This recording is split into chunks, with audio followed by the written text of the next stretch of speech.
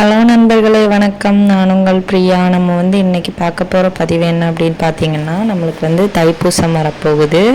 பிப்ரவரி 11, 2, 2025 இன்னும் வரக்கூடிய வருடத்தில் ஸோ அந்த தைப்பூசத்திற்கு பெண்களும் நிறைய பேர் மாலை போடணும்னு நினச்சிட்டு இருப்பாங்க. ஸோ அதை பற்றின பதிவு தான் நம்ம இன்றைக்கி பார்க்கலான்னு இருக்கோம். நான் உங்களுக்கு நீங்கள் இந்த வீடியோ பார்க்கக்கூடிய முருக பக்தர்களாக இருந்தீங்க அப்படின்னா மறக்காமல் ஓம் சரவண பவான்னு சொல்லிவிட்டு ஒரு கமெண்ட் போஸ்ட் பண்ணுங்கள். வேல்வேல் முருகா, வெற்றிவேல் முருகா. அதுக்கு முன்னாடி நம்ம சேனலை நீங்கள் இன்னும் சப்ஸ்கிரைப் பண்ணாமல் பார்த்துட்டு இருந்தீங்க அப்படின்னா மறக்காமல் சப்ஸ்கிரைப் பண்ணி வச்சுக்கோங்க. இது போல் பயனுள்ள தகவல்களை நம்ம தொடர்ந்து அடுத்தடுத்து கொடுத்துட்டே இருப்போம் நம்மளோட சேனலில். இப்போ வாங்க நம்ம பதிவுக்குள்ளே போகலாம். நம்மளுக்கு 48 நாட்கள் மாலை அணிந்து விரதம் இருப்பது தைப்பூச விரதம். ஸோ இது பெண்களுக்கு முடியாத காரியம். ஏன்னா நம்மளுக்கு மாதத்தில் ஒரு முறை நம்மளுக்கு மாதவிடாய் ஆகும் காரணத்தினால நம்மளால் 48 நாட்கள் தொடர்ந்து விரதம் இருப்பது முடியாத காரியம். இது எல்லா பெண்களுக்குமே தெரிந்த விஷயம்தான். ஆண்களுக்குனால பிரச்சனையே கிடையாது. பெண்கள்னு பார்க்கும்போது நம்ம எத்தனை நாட்கள் விரதம் இருக்கலாம் அப்படின்னு பார்த்தீங்கன்னா, குறைந்தபட்சம் 21 நாட்கள் இல்லை 25 நாட்கள் விரதம் இருக்கலாம்.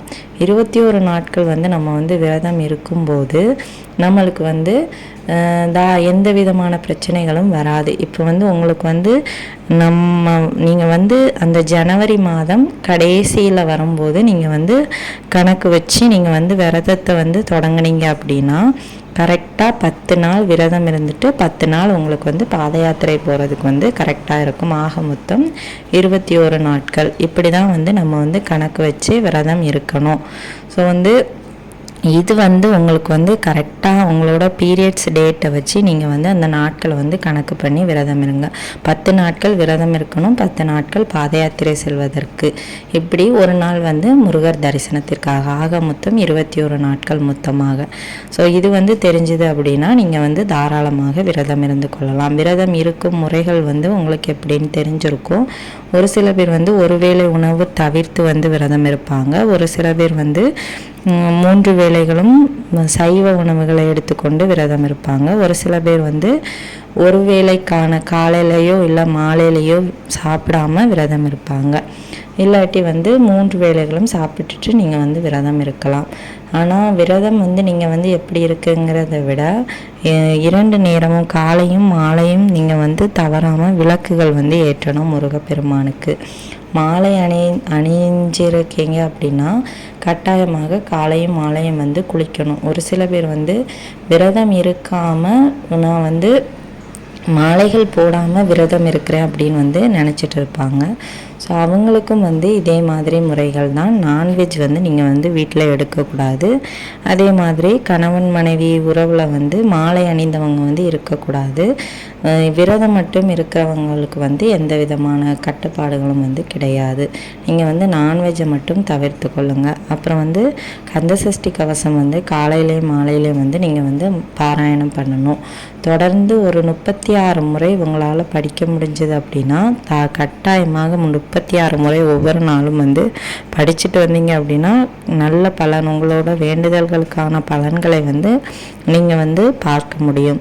ஸோ முடிஞ்ச அளவுக்கு 36 முறை படிக்கிறதுக்கு ட்ரை பண்ணுங்கள். ஒவ்வொரு நாளும் ஒரு தடவை நம்ம கந்த சஷ்டி படித்து முடிக்கணும்னா குறைந்தபட்சம் 20 நிமிடங்கள் ஆகும். நம்ம வாயால் படிக்கும்போது ஒரு 10 நிமிஷம் ஆகும்.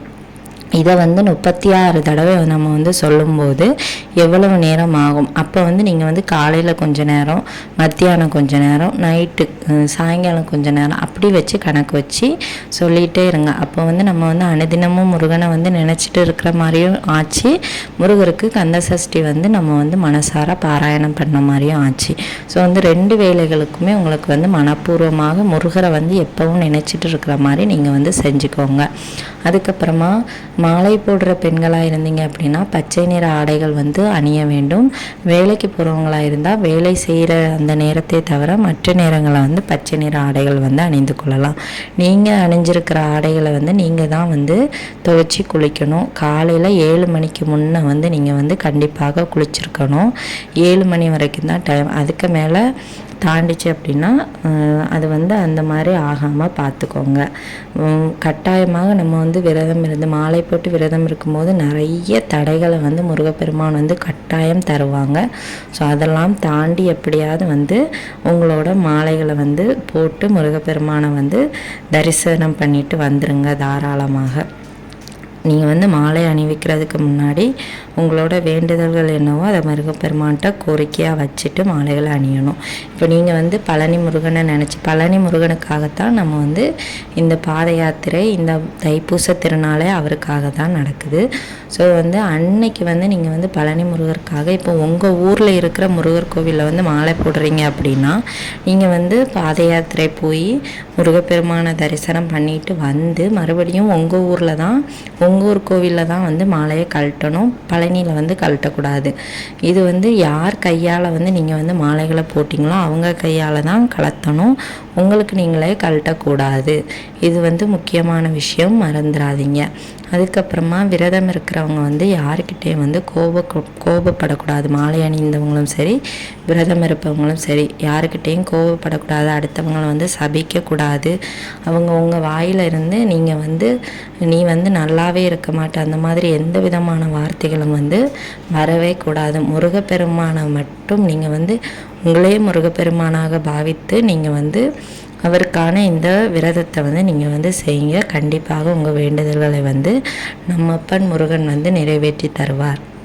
அதுக்கப்புறமா இந்த பெண்கள் வந்து 21 நாட்கள் விரதம் இருக்கலாம், மாலை போட்டு விரதம் இருக்கலாம், இல்லை வந்து குறைந்தபட்சம் 9 நாட்கள் வந்து நீங்கள் வந்து தொடர்ந்து இருக்கலாம்.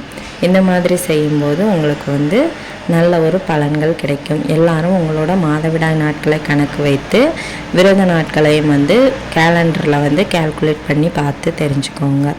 இந்த பதிவு வந்து உங்களுக்கு உபயோகமாக இருக்கும்னு நினைக்கிறேன். உபயோகமாக இருந்துச்சு அப்படின்னா மறக்காமல் லைக் பண்ணி ஷேர் பண்ணுங்கள். இந்த வீடியோவின் முழு பதிவை பார்த்ததற்கு மிக்க நன்றி.